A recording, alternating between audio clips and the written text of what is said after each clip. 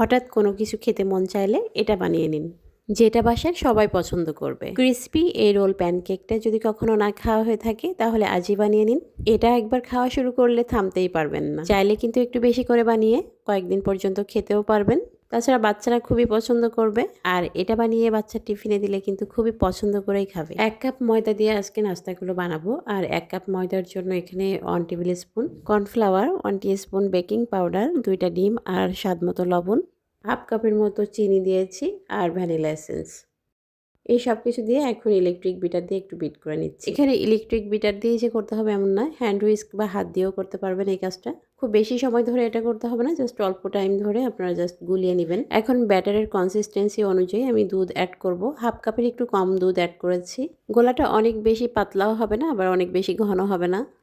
ব্যাটারের ঘনত্ব অনুযায়ী আমি একটু একটু করে দুধ অ্যাড করে এটা গুলিয়ে নিচ্ছি। দুধটা আমি অল্প অল্প করে দিয়েই মিশিয়ে নিয়েছি, না হলে একেবারে দিলে দেখা যাবে যে এটা অনেক বেশি পাতলা হয়ে যাবে। আর এদিকে বোতলের মুখটা আমি ছিদ্র করে নিয়েছি। আর এই কাজটা করেছি একটা বাতিল কাঁটা চামচ দিয়ে। কাঁটা চামচটা একটু আগুনের তাপে গরম করে নিয়ে তারপরে ছিদ্র করতে হবে। তারপরে সবটুকু গোলা বোতলের ভিতরে ঢেলে নিলাম। এখন পিঠাগুলো বানাতে একদমই সময় লাগবে না, জাস্ট দিব আর উঠাবো।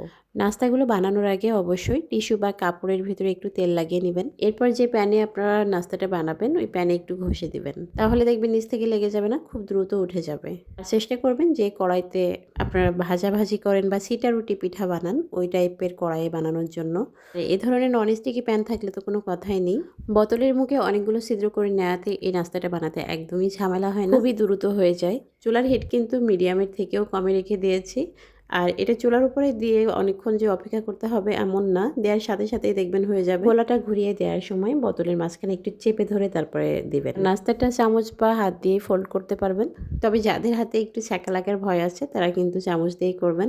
মুহূর্তের ভিতরে দেখবেন অনেকগুলো নাস্তা বানানো হয়ে যায়। দেখতে দেখতে আমি অনেকগুলো নাস্তা বানিয়ে ফেলেছি মাত্র 1 কাপ ময়দা দিয়ে। প্রথম দিন যেদিন বানাবেন একটু বেশি করে বানাবেন, আর যদি বেশি করে বানান তাহলে কিন্তু মেজারমেন্টে একটু বাড়িয়ে বাড়িয়ে দিবেন। বেশি করে এই জন্য বানাবেন কারণ এটা খেতে খুবই ভালো লাগে। একবার যে এটা খেতে শুরু করবে সে থামতে পারবে না, সে ছোট হোক আর বড় হোক। তো দেখতেই পারছেন কতগুলো নাস্তা হয়ে গেছে।